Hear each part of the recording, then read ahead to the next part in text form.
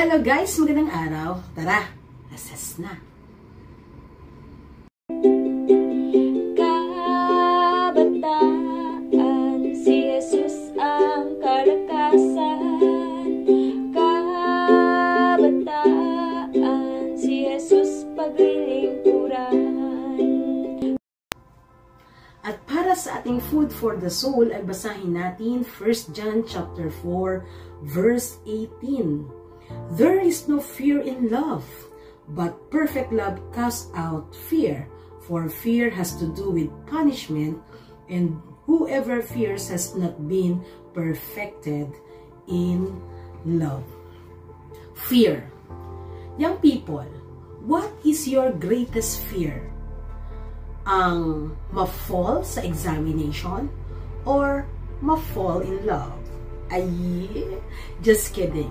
Siguro, kung may isang agenda na ayaw nating pag-usapan o ayaw pag-usapan ng mga kabataan ay ang fear o ang pagkatakot o ang takot. Pero for sure, maraming kabataan ang buo ang loob na humaharap o sa kanilang mga takot o hinaharap ang kanilang fear. And the truth is that when you listen to fear, it will limit what you try and that will limit what you accomplish. Nauunahan tayo ng takot, kaya ang tendency we become hopeless. Nawawalan tayo ng pag-asa, sumusuko tayo agad.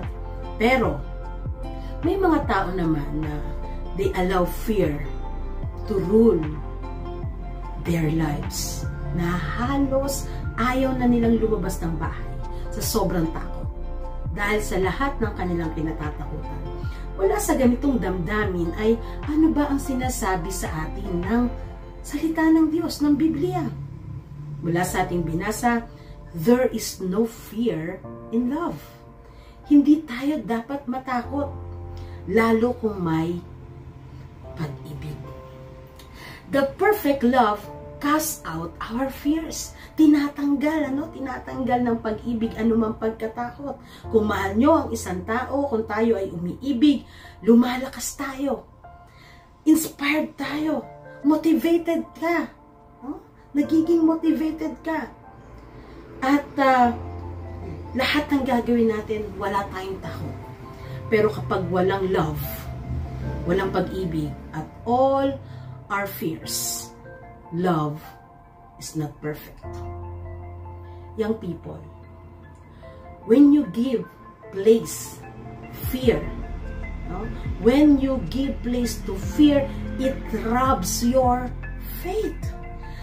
Nanakawin ng anumang takot ang iyong pananampalataya at ang malungkot.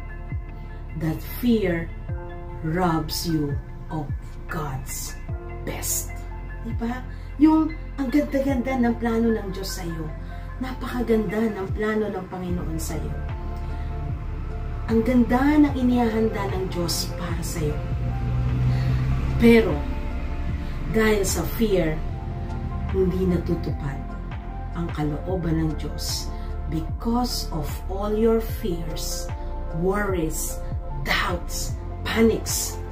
Young people, ano man ang struggles mo sa oras na ito, ano man ang pinagdadaanan mo sa mga oras na ito, at this very moment, give all your fears, give all your worries, give all your doubts, give all your panics to God and trust Him fully. God will not give you a spirit of fear, but a spirit of love and strong faith. Why? For you to overcome all your fears. Sapagkat mga kabataan, ang kaloob sa iyo ng Diyos, ang kalooban ng Diyos para sa iyo, ang hangad ng Diyos para sa iyo, ay tagumpay. Ang hangad ng Diyos para sa iyo ay tagumpay. Tayo manalangin. O Diyos na makapangyarihan sa lahat na pinagmumula ng pag-ibig at Diyos ng pag-ibig at siyang Diyos na unang umibig sa amin, Maraming salamat po sa pagyakap sa amin. Naririto po kami sa oras na ito at nilalapit po namin ang mga kabataan na nasaan man sila ngayon. Ano man po ang kanilang kalagayan, ano man po ang kanilang mga sitwasyon, mga burdens, struggles, sa lahat ng aspeto ng kanilang buhay. Palakasin niyo po sila, pawiin, tanggalin ang anumang takot at palitan ng matibay na pananampalataya ang kanilang buhay. Tulungan niyo po na ang mga kabataang ito ay lubos na magtiwala sa inyong kapangyarihan.